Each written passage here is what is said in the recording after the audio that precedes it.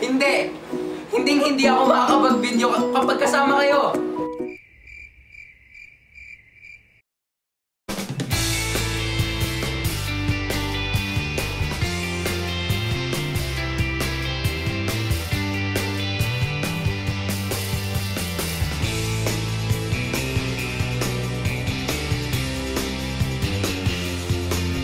Kamusta?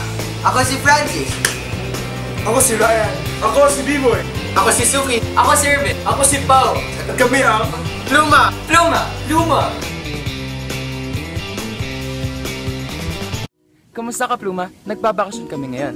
Pero huwag kayong mag-alala, naghanda naman kami ng vlog para sa inyo. Nagtanong kami ng isang linggo kung anong gusto nyong talakayin namin ngayon. At sinabi nyo na dapat lang natalakayin namin ang literatura. Kaya tama rin ang nabasahin ko sa inyo isa sa mga paborito kong tula, ang Tulang Medusa ni Benilde Santos.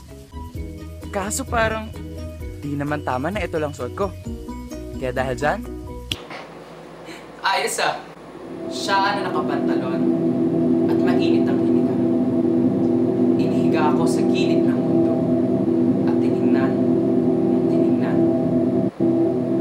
Hanggang sa mga lisag ang aking buhok. At sa tinding galit at takot, maging ahas ang bawat isa sa kanila. Gutom na gutom sa lasa ng laman. Ang labing may pawis at pagnanasa. Hanggang sa madurog ang aking puso. Oh, Ano yan? nagpa-vlog ako. Uy, sali! Uy,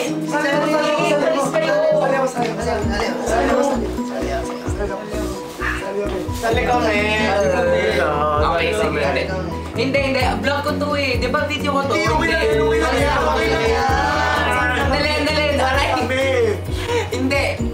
Hindi ako makakapag-video kapag kasama kayo. Sige, pwede na kayo sumali sa akin. Pero, sa isang kondisyon. Kailangan palitan natin yung paksa natin ngayong linggo na, sino ba? Yung may akta, si Benilde Santos. Hindi lang yan ha. Kailangan lahat kayo may video tungkol sa kanya. Kailangan kayo lahat may vlog tungkol sa kanya. Okay? Si Benilde Santos ay pinanganak sa Bulacan, Pilipinas. Nag-aral siya sa Assumption Convent noong 1970. Siya ay isang manunulat na binibigyang importansya ang Filipino feminismo. Isang kontribusyon niya ay ang pagsalin ng mga primers ng eleksyon noong 1986. Ngayon, siya ay isang retiradong propesor ng Ateneo de Manila sa Colegio. Sa buhay ni Benilde Santos, siya ay naging profesor sa Ateneo de Manila University at naging isang director din para sa Ateneo National Writers Workshop. Isa rin siyang manunulat na bihasa sa criticism, literary history, literary criticism, poetics, at Philippine feminism. Kasama sa mga nagawa niya bilang isang makata ay ang pagsasaayos ng Kung Ibig Mo, Love Poetry by Women kasama si Marjorie Evasco. Isinaayos niya rin ang wikang Filipino sa loob at labas na akademya at bansa. Nakagawa rin siya ng mga libro tulad ng Quadro na nakasama sa UP Press at sa UP Jubilee Student Edition ng taon 2006. Sa pagiging makata ni Benilde Santos, siya ay nakatanggap ng 2 parangal mula sa Carlos Palanca Memorial Awards for Poetry in Filipino dahil sa kanyang mga sinulat na pinamagatang Kay Tufu na makakaunawa sa hindi ko babanggitin sa mga talutod na ito at Nude. Siya rin ay nakatanggap pa ng isang parangal mula sa National Book Awards. Gaya nga ng nabanggit kanina, si Ma'am Benny ay isa ng retiradong guro sa Filipino ng Ateneo de Manila. Ang pinakahuli niyang akda ay isang libro na pinamagatang Alipato, Mga Bago at Piling Tula. Isa itong pagsasama-sama ng mga iba't ibang tula.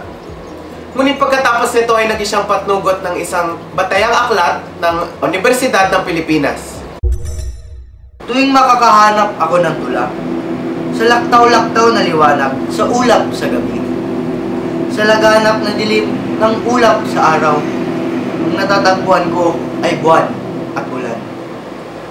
Sa mukha ng buwan, nababasa ko ang paglusong at pag-ahon, ang pagkukubli at paglalantad, at ang himala ng pagiging malinis na ostisya ng langit sa kabila ng maraming pila.